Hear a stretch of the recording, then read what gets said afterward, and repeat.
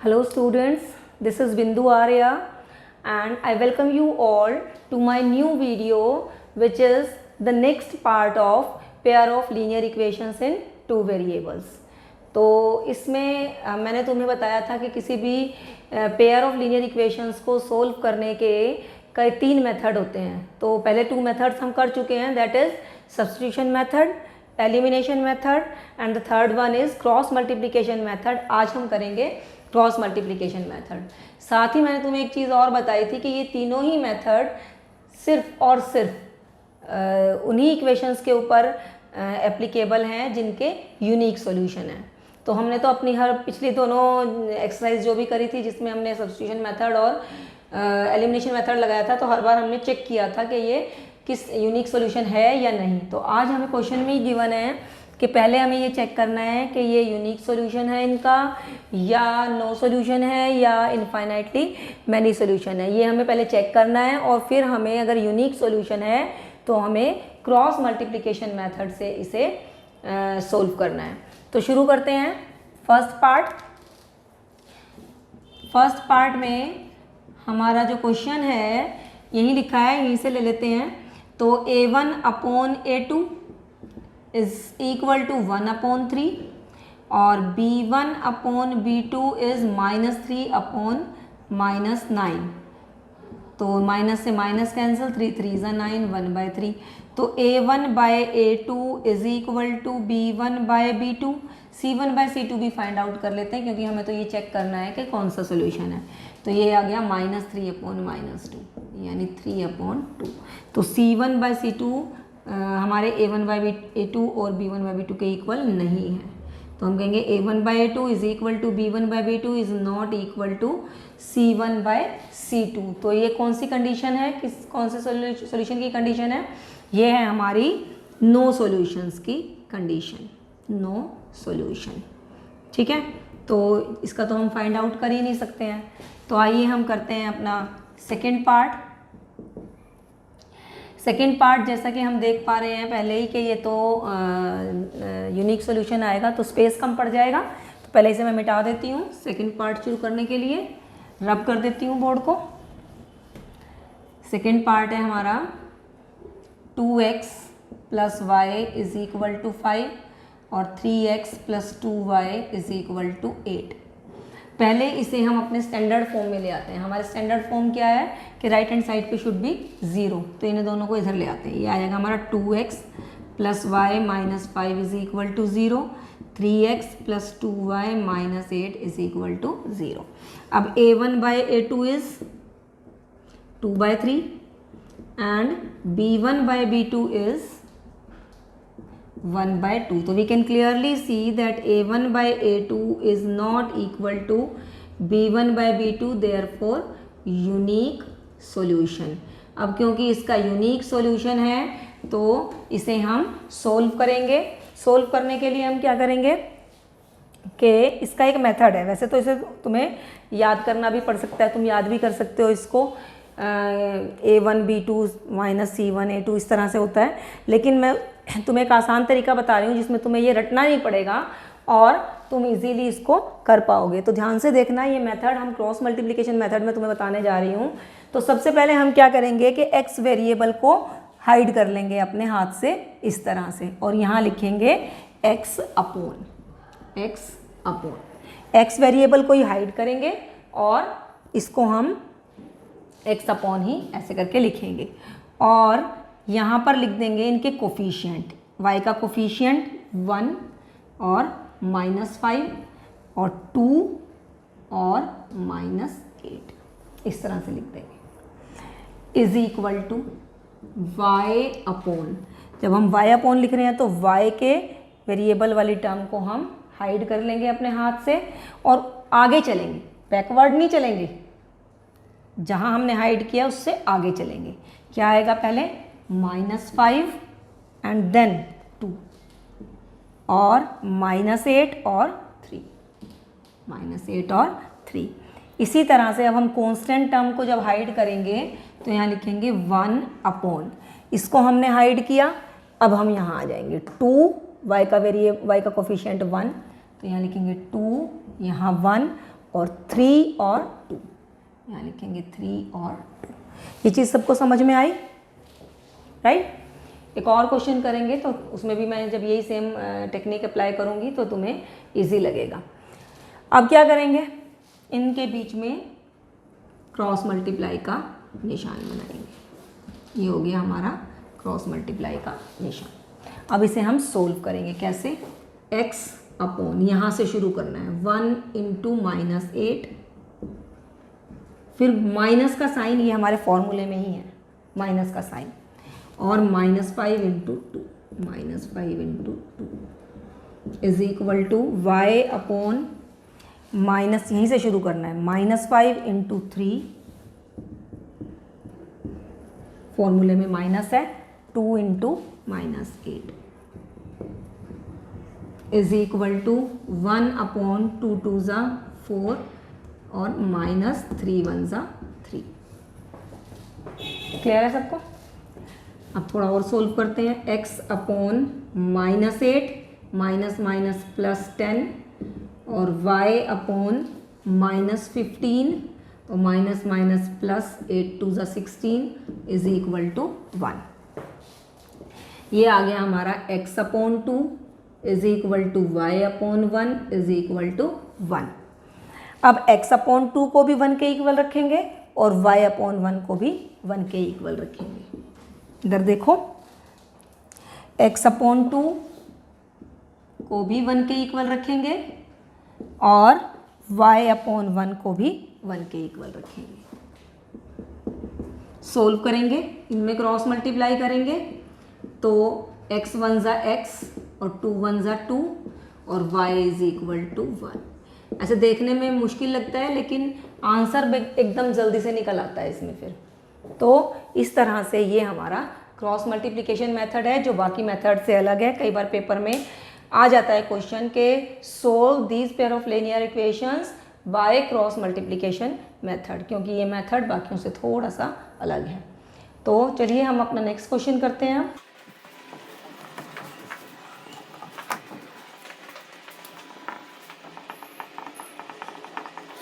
तो स्टूडेंट्स करते हैं थर्ड पार्ट में हम निकाल रहे हैं a1 by a2 is 3/6 that is 1/2, b1 by b2 is -5/-10 again 1/2 and c1 upon c2 is 20/40 again 1/2।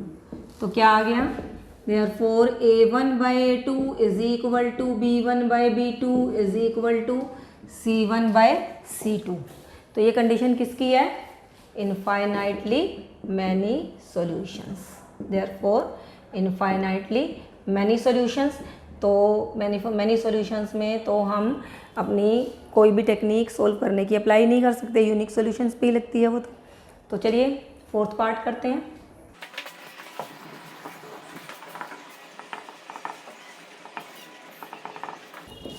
तो स्टूडेंट्स फोर्थ पार्ट में हम पहले a1 by a2 find out करेंगे which is 1/3, b1 by b2 is -3/-3 that is 1। तो clearly a1 by a2 is not equal to b1 by b2, therefore unique solution. तो हम इसमें अपना अप्लाई कर सकते हैं क्रॉस मल्टीप्लिकेशन मेथड, क्योंकि ये यूनिक सॉल्यूशन है। तो अगेन मैं तुम्हें जैसे बता रही थी, देखो ध्यान से एक बार फिर से मैं वही क्रॉस मल्टीप्लिकेशन मेथड अप्लाई करने जा रही हूँ। तो सबसे पहले हम क्या करेंगे, एक्स वेरिएबल वाली टर्म्स में दोनों इक्वेशंस में उसको हाइड कर लेंगे और यहाँ लिखेंगे एक्स अपॉन। अब जहाँ हाइड करा है उससे नेक्स्ट चलना है हमें राइट की तरफ। यहाँ क्या वेरिएबल है, क्या कोफिशिएंट है, -3 और -7। तो यहाँ -3 -15। अब y को हाइड करेंगे is equal to y upon, right की तरफ चलेंगे, -7 पहले आएगा और फिर ये आएगा। तो x का कोफिशिएंट कुछ नहीं है तो 1 है और -15 और 3, -15 और 3। सिर्फ कोफिशिएंट्स लिखने हैं यहाँ हमने, x और y की टर्म नहीं लिखनी है। अब कांस्टेंट टर्म को जब हम हाइड करेंगे तो लिखेंगे 1 अपॉन, जब हमने इसे हाइड किया तो यहाँ आ जाएंगे हम 1 माइनस 3, 1 माइनस 3 और 3 माइनस 3, 3 माइनस 3, राइट। क्लियर हुआ मेथड। अब इसे सोल्व करते हैं, इनके बीच में क्रॉस मल्टीप्लाई, ये हो जाएगा x अपॉन 15 3 ज़ा 45 माइनस, ये फॉर्मूले का माइनस है, 7 3 ज़ा 21, ये प्लस का 21 क्योंकि दोनों माइनस में है, is equal to y upon 7 3 ज़ा 21 यानी माइनस 21, फिर हमारा फॉर्मूले का माइनस 15 1 ज़ा 15 तो ये माइनस का 15 आएगा, is equal to 1 upon minus 3 3 1 ज़ा 3, फॉर्मूले का माइनस 3 3 ज़ा 9 यानी माइनस 9। थोड़ा और सोल्व करते हैं, 45 माइनस 21, 5 माइनस 1 इज 4 और 4 minus 2 is 2, 24 is equal to y upon minus 21 plus 15 is equal to 1 upon minus 3 plus 9, ये आ गया हमारे पास x upon 24 is equal to y upon minus 6 और ये आ गया हमारे पास 1 अपॉन 6, राइट। अब हम x अपॉन 24 को भी इससे कंपेयर करेंगे और y अपॉन माइनस 6 को भी इससे कंपेयर करेंगे। तो थोड़ा सा स्पेस है राइट साइड में, वहीं कर देती हूँ क्वेश्चन बाकी का।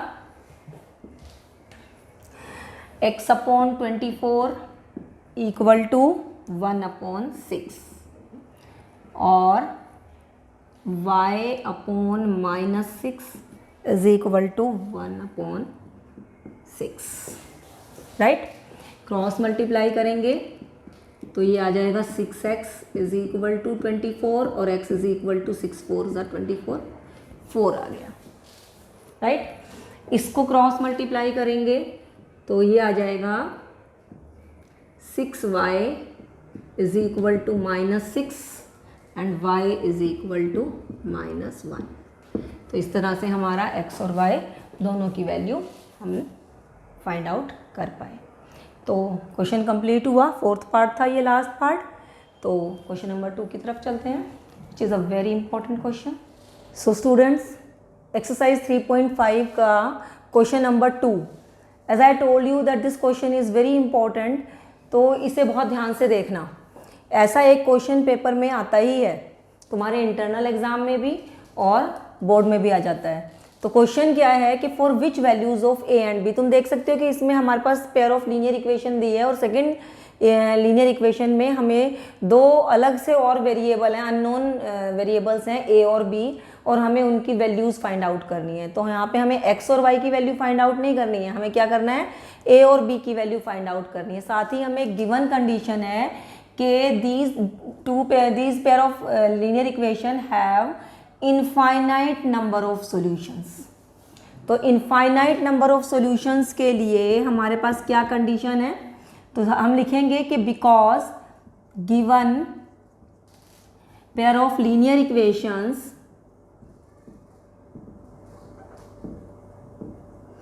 Have infinite number of solutions, therefore, तो इनफाइनाइट के लिए क्या है condition, a1 by a2 is equal to b1 by b2 is equal to c1 by c2।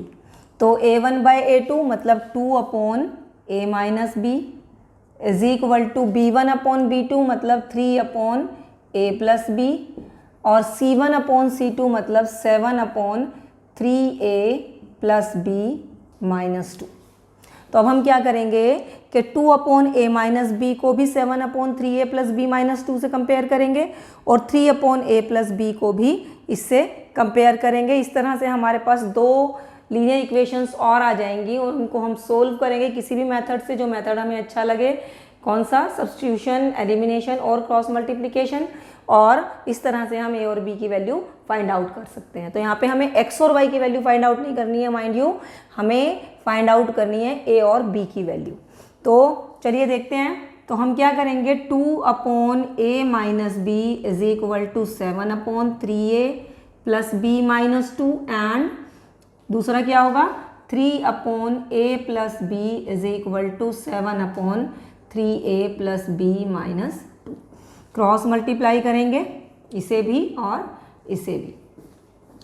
तो अब देखो क्या होता है, जब हमने इसे क्रॉस मल्टीप्लाई किया तो ये आ गया हमारा 7a minus 7b is equal to 2 3 6a plus 2b minus 4।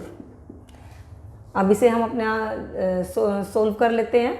7a minus 7b minus 6a minus 2b plus 4 is equal to 0 और ये आ गया हमारा 7a minus 6a is a minus 9b और प्लस 4 इज इक्वल टू 0। ये हमारी equation number 1 हो गई।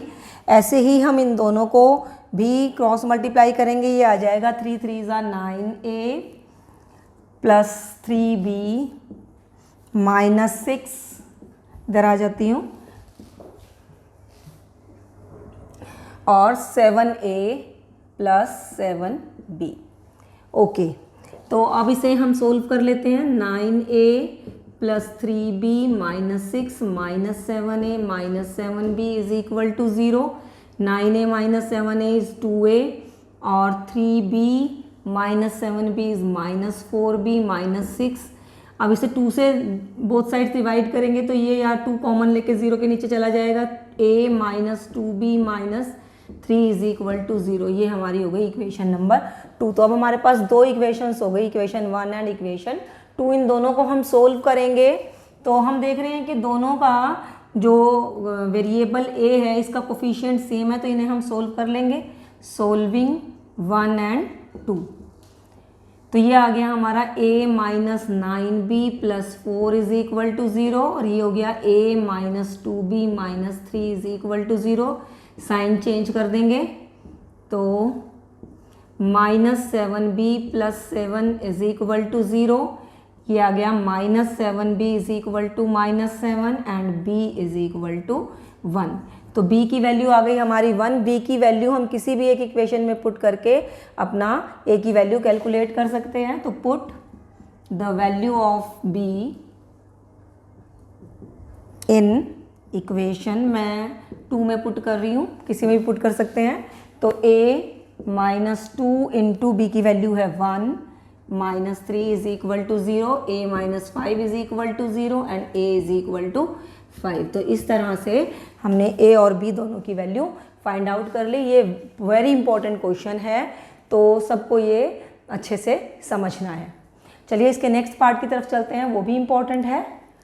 तो स्टूडेंट सेकंड पार्ट देखें। सेकंड पार्ट में हमें कंडीशन गिवन है, हमें एक pair of linear equation given है, हमें k की वैल्यू फाइंड आउट करनी है। सेकंड इक्वेशन में हमारे पास एक अननोन वेरिएबल है k, तो हमें इसकी वैल्यू फाइंड आउट करनी है और हमें कंडीशन गिवन है कि these pair of linear equations have no solution. तो नो सॉल्यूशन के लिए क्या कंडीशन है, तो हम कहेंगे for no solutions condition is, क्या कंडीशन है, a1 by a2 is equal to b1 by b2 is not equal to c1 by c2। हमें ये वाली कंडीशन भी साथ लेके चलनी। नॉर्मली बच्चे क्या करते हैं कि इस कंडीशन को सोल्व कर लेते हैं, इसको सोल्व नहीं करते हैं, तो हमें इसे भी साथ में लेके चलना है। 3/2k minus 1 is equal to 1/k minus 1 is not equal to c1 by c2, मतलब 1/2k plus 1। तो हम इन दोनों को इक्वेट करेंगे और इन दोनों के बीच में नॉट इक्वल टू का निशान रहेगा। तो हम इनको सोल्व करते हैं कि 3/2k minus 1 is equal to 1/k minus 1 और दूसरी कंडीशन है 1/k minus 1 is not equal to 1/2k plus 1। तो क्रॉस मल्टीप्लाई करके सोल्व करेंगे इसे। ये आ जाएगा हमारा 3k minus 3 is equal to 2k minus 1। के एक तरफ रख लेंगे तो 3k minus 2k is k, and ये माइनस 3 उधर जाके प्लस 3 माइनस 1 इज़ 2, तो k इज़ इक्वल टू 2 आ गया। और k क्या नहीं होना चाहिए ये भी हमें फाइंड आउट करना बहुत ज़रूरी है, तो यहीं हम इसे सोल्व कर लेंगे। ये है हमारा 2k plus 1 is not equal to k minus 1, तो k के एक तरफ लेंगे, 2k minus k is not equal to -2, तो k की वैल्यू 2 होनी चाहिए। और क्या नहीं होनी चाहिए, k की वैल्यू -2 नहीं होनी चाहिए। तो this is the solution of part 2। तो स्टूडेंट्स, क्वेश्चन नंबर 2 के बाद आप सोच रहे होंगे कि मैं सीधे क्वेश्चन नंबर 4 पे कैसे आ गई। क्वेश्चन नंबर 3 को जो है वो सिंपल एक क्वेश्चन है, तुम्हें pair of linear equations given है और उसमें तुम्हें क्रॉस मल्टीप्लिकेशन और सब्स्टिट्यूशन मेथड दोनों से सोल्व करना है। दोनों मेथड में तुम्हें समझा चुकी हूँ, तो वो तुम खुद से करोगे। मैं तुम्हें क्वेश्चन नंबर 4 जो कि एक वर्ड प्रॉब्लम्स हैं जिसमें कई सारे पार्ट्स हैं इसके, तो वो क्वेश्चन मैं तुम्हें कराने जा रही हूँ। इतना बड़ा क्वेश्चन पढ़ने का कोई मतलब नहीं है, मैं तुम्हें क्वेश्चन समझा देती हूँ कि किसी कोई अगर स्टूडेंट किसी हॉस्टल में रहने जाता है तो उसके 2 तरीके के चार्जेस होते हैं हॉस्टल के। एक तो फिक्स चार्जेस होते हैं और एक उसके जितने दिन वो मेस में खाना खाता है उसके पर डे चार्जेस अलग होते हैं। तो वो कह रहे हैं कि अगर एक स्टूडेंट है ए, 2 स्टूडेंट हैं हमारे पास ए और बी। एक स्टूडेंट ए है जिसने 20 डेज़ खाना खाया मेस में और टोटल कितना पे किया 1000 रुपीज़, और दूसरा स्टूडेंट बी है जिसने 26 डेज़ खाना खाया मेस में और उसको कितना चार्ज पे किया उसने 1180 रुपीज़ उसने पे किया हॉस्टल चार्जेस के फॉर्म में। तो बताओ कि फ़िक्स चार्जेस कितने हैं और cost of food per day कितना है, ये हमें बताना है। तो सॉल्यूशन देखो, तो जो हमें फाइंड आउट करना होता है उसी को हम x और y मान लेते हैं। तो हम कहेंगे कि let fixed charges be ₹X and cost of food per day be ₹Y, right. अब अकॉर्डिंग टू क्वेश्चन जो स्टूडेंट ए है उसने 20 डेज खाना खाया, लेकिन फिक्स चार्जेस तो सभी को लगेंगे तो इसको भी लगे, यानी x रुपीज़ तो ये देगा ही देगा जो फिक्स चार्जेस हैं।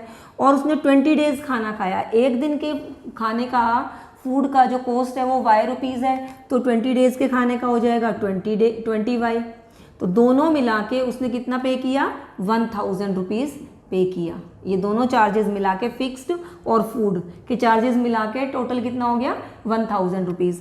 ऐसे ही जो स्टूडेंट बी है उसने 26 डेज़ खाना खाया, तो x रुपीज़ तो वो देगा ही देगा फिक्स चार्जेस, और 26 डेज़ का फूड चार्जेस हो गया 26y।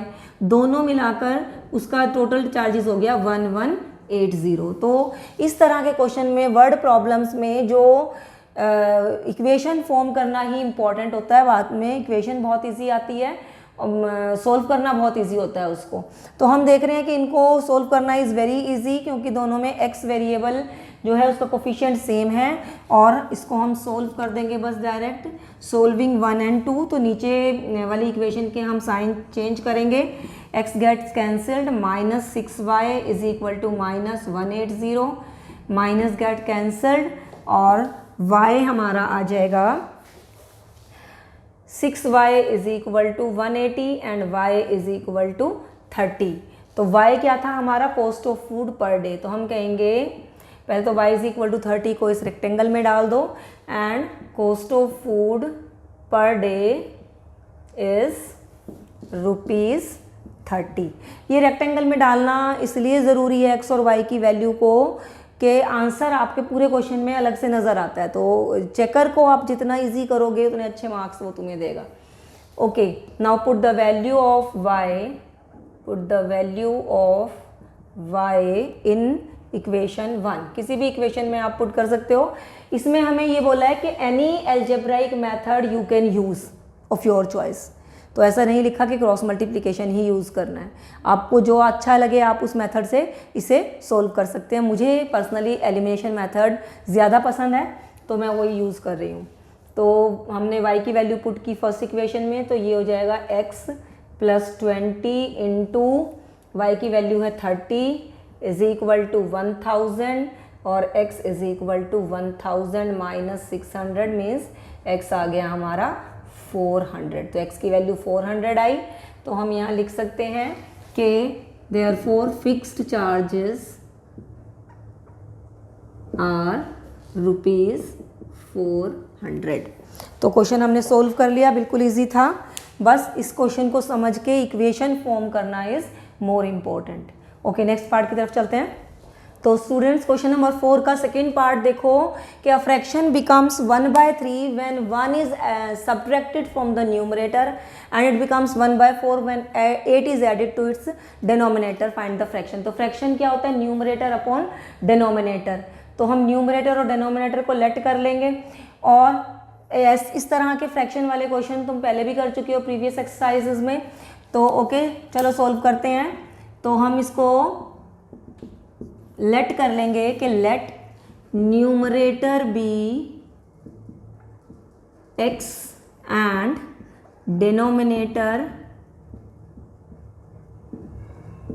B y। Then fraction क्या हो जाएगा? Fraction is equal to numerator upon denominator. अब अकॉर्डिंग टू क्वेश्चन कंडीशन लगा देंगे कि when a fraction becomes 1/3 when 1 is subtracted from the numerator. तो ये हमारा फ्रैक्शन है x/y ओरिजिनली। अगर हम इसके न्यूमरेटर में से 1 सब्ट्रैक्ट करते हैं then this fraction becomes 1/3 right. तो इससे हमारी एक इक्वेशन बन जाएगी क्या? 3x - 3 is equal to y। y को भी इधर ही बुला लो। 3x - y - 3 is equal to 0। ये बन गई हमारी इक्वेशन नंबर 1। दूसरी कंडीशन क्या दी है हमें कि it becomes 1/4 when 8 is added to its denominator. तो ओरिजिनल हमारा जो फ्रैक्शन है ये x/y है और अगर इसके डिनोमिनेटर में 8 ऐड करें तो this fraction becomes 1/4। Cross multiply 4x is equal to y + 8। इन दोनों को भी इधर ही बुला लो। 4x - y - 8 is equal to 0। ये आ गई इक्वेशन नंबर 2। अब हमारे पास दो इक्वेशन है लीनियर इक्वेशंस और इसमें हम ये देख रहे हैं कि y का कोफिशिएंट इज सेम। तो हमें ज़्यादा कुछ करने की ज़रूरत नहीं है, बस 1 और 2 को सोल्व कर लेंगे। सोल्विंग 1 एंड 2 तो क्या करेंगे? 3x - y - 3 is equal to 0। ज़रूरी नहीं है कि हमारा x वेरिएबल का ही कोफिशिएंट हम इक्वल करें या इक्वल हो, तो हम y के लिए भी कर सकते हैं। तो दूसरी इक्वेशन है हमारी 4x - y - 8 is equal to 0। लेकिन y का साइन भी सेम है तो साइन चेंज कर देंगे नीचे वाली इक्वेशन का। माइनस को प्लस और प्लस को माइनस, y गेट्स कैंसल्ड। ये बचा -x और ये बचा 8 - 3 5 +5 इज इक्वल टू 0 और -x is equal to -5। Minus gets cancelled तो x की वैल्यू आ गई 5। x की वैल्यू 5 आ गई। इसे हम रेक्टेंगल में पुट कर देंगे। अब x की वैल्यू किसी भी एक इक्वेशन में तुम पुट कर सकते हो, तो मैं इसे फर्स्ट में पुट कर रही हूँ। Put the value of x in equation 1। तो फर्स्ट इक्वेशन क्या थी हमारी? 3x - y - 3 is equal to 0। x की वैल्यू 5 पुट कर लो। 3 × 5 - y - 3, 5 3 is 15, 15 - 3 is 12 -12। तो y is equal to 12। y की वैल्यू आ गई, लेकिन हमें x और y की वैल्यू तो पूछी नहीं, हमें तो फ्रैक्शन बताना है। तो फ्रैक्शन, जब तक हम फ्रैक्शन नहीं बताएंगे तो हमारा मार्क्स, आंसर के मार्क्स हमें नहीं मिलेंगे। फ्रैक्शन हमारा होता है x/y। तो x की वैल्यू इज़ 5 एंड y की value is 12। This is the answer. अगर आप आंसर यहीं छोड़ देंगे तो आंसर के मार्क्स कटेंगे, क्योंकि आपसे फ्रैक्शन पूछा गया है। तो फ्रैक्शन आप नहीं बताएंगे तो नंबर कट जाएंगे। तो बी वेरी केयरफुल, जो पूछा गया है वो ज़रूर बताना, ठीक है। तो नेक्स्ट पार्ट की तरफ चलते हैं। तो स्टूडेंट्स क्वेश्चन नंबर 4 का थर्ड पार्ट मैं तुम्हें समझा देती हूँ। क्या है कि एक स्टूडेंट है यश, जो एक ऐसे पेपर में एक ऐसे टेस्ट में बैठा है कि जिसमें नेगेटिव मार्किंग है। नेगेटिव मार्किंग मतलब अभी क्या होता है, तुमने सही क्वेश्चन किया तो मार्क्स मिल गए और अगर गलत किया तो हम उसे काट देते हैं, मतलब 0 मार्क्स, लेकिन उसके मार्क्स डिडक्ट नहीं होते। लेकिन नेगेटिव मार्किंग का मतलब होता है कि अगर आपने क्वेश्चन रॉन्ग किया है तो उसमें आपको नेगेटिव मार्क्स मिल जाते हैं, मतलब आपके मार्क्स डिडक्ट भी होते हैं, माइनस भी होते हैं। तो उसके 40 मार्क्स आए टेस्ट में, उसको हर एक राइट आंसर के लिए 3 मार्क्स मिले, करेक्ट आंसर के लिए 3 मार्क्स और रॉन्ग आंसर के लिए उसने 1 मार्क उसने लूज़ किया मतलब उसके डिडक्ट हुए ये मार्क्स। और वो कह रहे हैं कि अगर दूसरी कंडीशन क्या दी है कि अगर उसको हर एक करेक्ट आंसर के लिए 4 मार्क्स मिलते और इनकरेक्ट आंसर के लिए 2 मार्क्स उसके डिडक्ट होते तो उसके 50 मार्क्स आए होते। तो देखिए बनाते हैं इसकी हम कंडीशन। हमें फाइंड आउट करना है कि पेपर में कितने क्वेश्चन थे। अब ऐसा भी हो सकता है वो कोई क्वेश्चन छोड़ भी आता है नेगेटिव मार्किंग के डर से, लेकिन हम ऐसा लेट करके चल रहे हैं कि उसने सारे क्वेश्चन अटेम्प्ट किए, उसने कोई क्वेश्चन छोड़ा नहीं है। तो हम कहेंगे कि let Yash answer X questions correctly and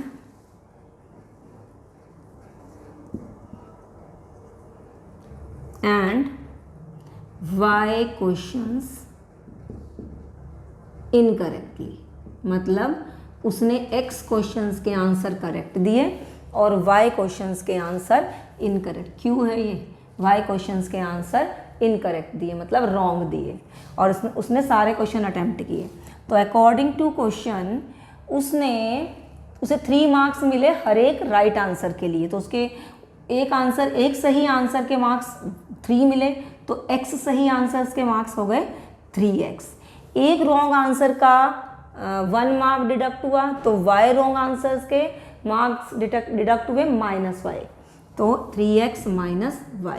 ये सब को अगर हम सोल्व करें तो उसके टोटल मार्क्स आए 40। और सेकेंड कंडीशन हमें क्या दी है कि अगर उसको सही आंसर के 4 मार्क्स मिलते हैं मतलब उसके नंबर होते 4x और रॉन्ग आंसर के 2 मार्क्स डिडक्ट होते हैं मतलब -2y, तो उसके 50 मार्क्स आ जाते हैं। यहाँ पे आ गया 50। ये हो गई हमारी इक्वेशन नंबर 1, ये हमारी इक्वेशन नंबर 2। अगर मैं इस इक्वेशन नंबर 1 को 2 से मल्टीप्लाई कर दूं तो हमारा y वेरिएबल सेम हो जाएगा और y वेरिएबल सेम होते ही फिर हम इसको एलिमिनेशन के मेथड से सोल्व कर पाएंगे। तो मल्टीप्लाइंग इक्वेशन 1/2 ये हो जाएगी हमारी 6x - 2y = 80 और 4x - 2y = 50। अब इनका दोनों का जो साइन है वो भी सेम है तो हम साइन चेंज कर देंगे, प्लस का माइनस, माइनस का प्लस, ये आ गया 2x, ये कैंसिल हो गया और ये आ गया हमारा 30। तो x = 15। मतलब कि यश आंसर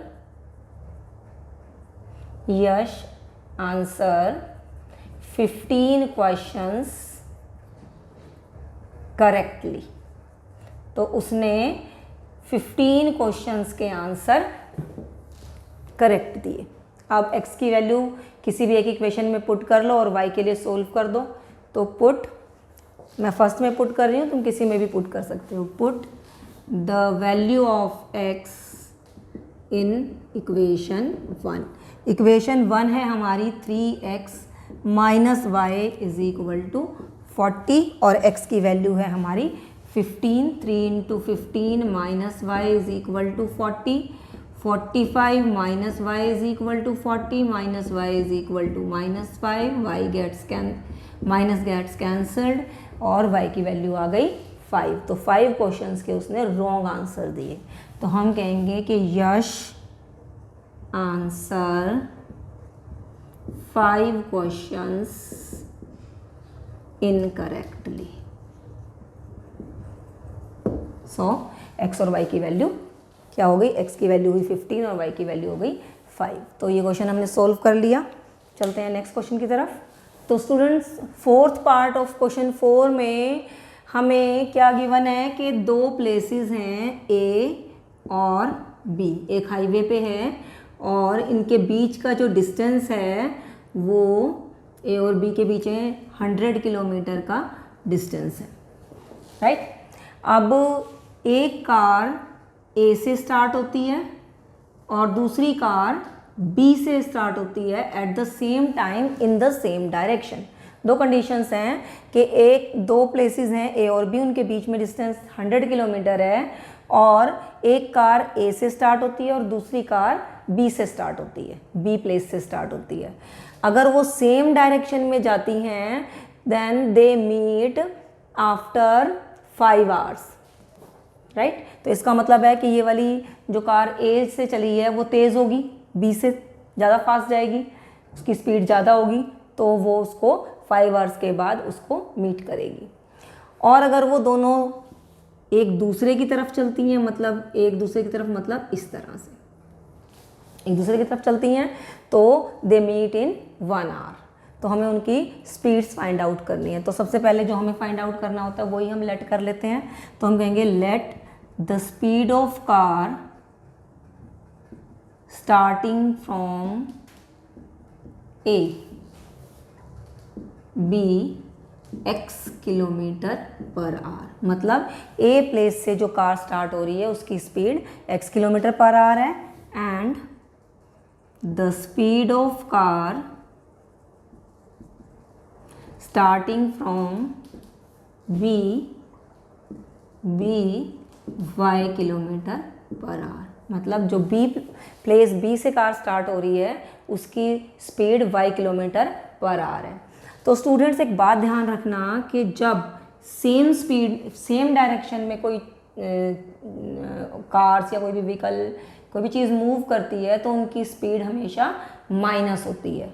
और जब वो एक दूसरे की तरफ जाती हैं टुवर्ड्स ईच अदर, यानी अपोजिट डायरेक्शन हो गई एक तरह से, तो अपोजिट डायरेक्शन तो ऐसे भी होती है अवे फ्रॉम ईच अदर, लेकिन यहाँ पे हमें टुवर्ड्स ईच अदर बोला है तो उनकी स्पीड्स ऐड हो जाती हैं। तो अब हम क्या करेंगे, अकॉर्डिंग टू क्वेश्चन इन दोनों की स्पीड ऐड हो रही है। तो जब हम लेफ्ट हैंड साइड में स्पीड लेते हैं तो राइट हैंड साइड में भी हमें स्पीड लेनी होती है। तो हमें जो 100 किलोमीटर डिस्टेंस दिया है इसको हमें पहले इसमें स्पीड में कन्वर्ट करना पड़ेगा। और स्पीड क्या होता है, speed is equal to distance upon time होता है, डिस्टेंस अपॉन टाइम, राइट। तो जब ये सेम डायरेक्शन में जा रही हैं तो हमने कहा स्पीड आपस में माइनस होगी और किसके इक्वल हो जाएगी, इसका टाइम कितना होगा, क्योंकि ये 5 घंटे बाद मिलती हैं। तो this distance is covered in 5 hours, मतलब 100 अपॉन 5, ये डिस्टेंस अपॉन टाइम। तो ये हमारा स्पीड में हमने इसे कन्वर्ट कर लिया कि मतलब ये जो दोनों के बीच का 100 किलोमीटर का डिस्टेंस है वो कार ए कितने 5 आवर्स में कवर करती है। तो 100 अपॉन 5, 5 2 ज़ा 10। तो पहली इक्वेशन जो फर्स्ट इक्वेशन हमारी बनी वो हो गई x minus y is equal to 20। Second condition क्या है कि अगर वो सेम ऑपोजिट डायरेक्शन में एक दूसरे की तरफ जाती हैं towards each other then they meet in 1 hour. तो उसमें हमारी कंडीशन क्या बन जाएगी, हमारी इक्वेशन क्या बन जाएगी, यहाँ पे लिख दो अकॉर्डिंग टू क्वेश्चन। हमारी इक्वेशन अब जब ये टुवर्ड्स ईच अदर जाएंगी तो इनकी स्पीड्स विल ऐड अप, तो दोनों की स्पीड ऐड हो जाएंगी। लेकिन जो ये स्पीड है तो इसके राइट हैंड साइड में भी हम स्पीड ही ले सकते हैं, डिस्टेंस नहीं ले सकते। तो डिस्टेंस कितना है 100 और टाइम कितना है 1 आवर। तो डिस्टेंस अपॉन टाइम ये हो जाएगी हमारी राइट हैंड साइड पे भी स्पीड होगी। तो सेकेंड इक्वेशन हमारी हो गई x plus y is equal to 100, ये सेकेंड इक्वेशन। और ये हमारी फर्स्ट इक्वेशन सोल्विंग 1 and 2। तो इनको सोल्व करेंगे, x minus y is equal to 20, x plus y is equal to 100, y gets cancelled, 2x is equal to 120 and x is equal to 60। x is equal to 60 का मतलब है कि speed of car starting from A is 60 kilometre per our. यहाँ थोड़ी सी space बचा है, यहाँ लिख देती हूँ speed of car starting from A is 60 kilometre per our. Now we can put this value in any equation. Put the value of x in equation 1 या 2 में से किसी में भी पुट कर लो, तो मैं 2 में पुट कर रही हूँ. In equation 2. इक्वेशन 2 क्या है हमारी? x plus y is equal to 100. x की वैल्यू पुट की हमने 60 plus y is equal to 100, y is equal to 40. y is equal to 40 का मतलब है कि वो कार जो B से स्टार्ट हो रही है उसकी speed is 40 kilometre per our. तो हम कहेंगे कि speed of car starting from B is 40 kilometre per our. Right. तो इस तरह से ये क्वेश्चन कंप्लीट हुआ. नेक्स्ट पार्ट देखते हैं. तो students, last part of question 4 end of course exercise 3.5 also. Okay, the question is कि यहाँ एक रेक्टेंगल है और उसकी अगर हम लेंथ 5 यूनिट रिड्यूस करते हैं और ब्रेड्थ 3 यूनिट्स इंक्रीज करते हैं तो उसका एरिया 9 स्क्वायर यूनिट्स डिक्रीज होता है और यानी रिड्यूस होता है. और दूसरी कंडीशन दी है कि अगर उसकी लेंथ हम 3 यूनिट्स इंक्रीज करते हैं और ब्रेड्थ 2 यूनिट्स इंक्रीज करते हैं, यानी सेकंड केस में लेंथ और ब्रेड्थ दोनों इंक्रीज हो रही हैं, तो उसका एरिया 67 स्क्वायर यूनिट्स इंक्रीज हो जाता है. तो फाइंड द डायमेंशंस. डायमेंशंस मतलब length and breadth. Find the dimensions of the rectangle. तो हम कहेंगे कि let the length of rectangle be x units. क्योंकि हमें मीटर सेंटीमीटर यूनिट तो कोई दी नहीं हुई, यूनिट ही दिया हुआ है, स्क्वायर यूनिट, तो हम यूनिट वर्ड ही यूज करेंगे. And the breadth of rectangle be y units. तो रेक्टेंगल का एरिया क्या होता है? Then the area of rectangle कितना हो जाएगा? एरिया होता है लेंथ इंटू ब्रेड्थ. तो ये हो जाएगा x इंटू वाई, यानी x y square units.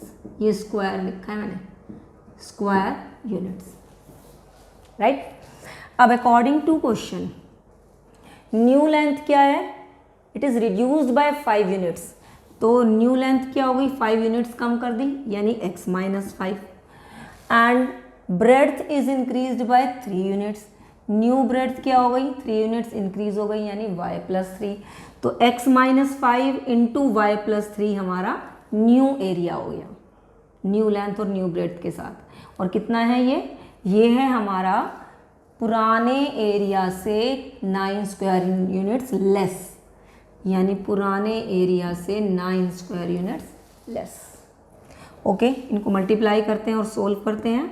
X y plus 3x minus 5y minus 15 is equal to x y minus 9. X y gets cancelled, 9 को भी इधर ही बुला लो. 3x minus 5y minus 15 plus 9, और ये आ जाएगा 3x minus 5y minus 9 plus 6 15. तो माइनस 6 इज इक्वल टू 0. ये हमारी फर्स्ट इक्वेशन हो गई. सेकेंड इक्वेशन क्या बनेगी? सेकेंड इक्वेशन में हमें कहा है कि लेंथ भी इंक्रीज करी, कितना? 3 units. If length is increase by 3 units and breadth is increase by 2 units, तो x plus 3 new length and y plus 2 is new breadth and new area is increased by 67 units. मतलब पुराने area से 67 square units ज़्यादा, यानी ये हो जाएगा x y plus 67. Okay, solve करते हैं. X y plus 2x plus 3y plus 6 is equal to x y plus 67. X y gets cancelled, 67 को इधर ही ले आते हैं. 2x plus 3y plus 6 minus 67, यानी माइनस 61 इज इक्वल टू 0. ये हो गई हमारी इक्वेशन नंबर 2. अगर हम इनमें देखें तो किसी का भी कोफिशिएंट सेम नहीं है, तो हम क्या करेंगे?